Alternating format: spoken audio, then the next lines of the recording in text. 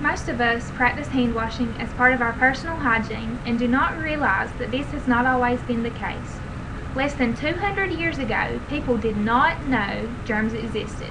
Therefore, they did not know the importance of hand washing. Then along came Dr. Ignaz Philipp Semmelweis. He is the one responsible for teaching us the importance of hand washing. He was a Hungarian physician, originally from Taban.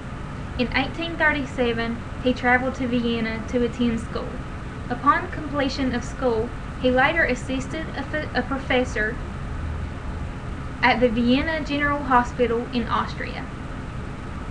There, he discovered diseases were being spread as a result of dirty hands. He realized the number of people being infected with puerperal fever was much higher in one ward than the others. Puerperal fever is a fever that lasts more than 24 hours and begins within the first 10 days after a woman gives birth to a baby.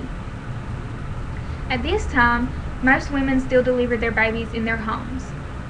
The ones who had to go to the hospital were those who suffered from poverty or birth complications. These women also suffered a mortality rate of 25 to 30%. After a few hypothesis tests, Dr. Semmelweis found the number was reduced greatly by doctors who washed their hands before delivering babies. The fever was extremely high in areas where the doctors worked with cadavers, then, without washing their hands, assisted in the delivery room. In 1847, Dr. Semmelweis's close friend, Jacob Kolechka, cut his finger while doing an autopsy. He died soon after of symptoms similar to those of puerperal fever.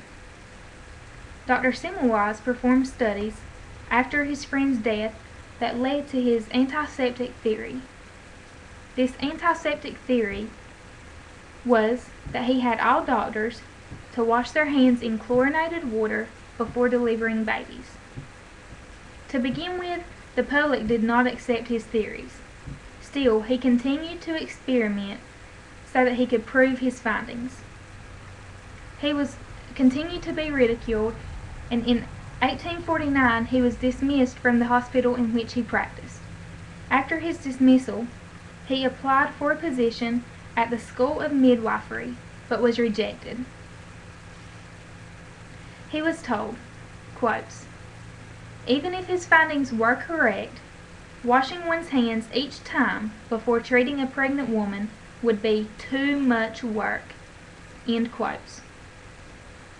He was later committed to a hospital for depression.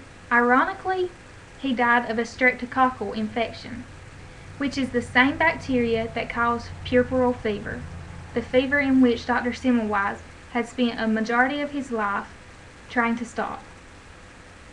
It was long after his discoveries were made, and even after his death, that he was credited for his great discoveries. Thank you, Dr. Semmelweis.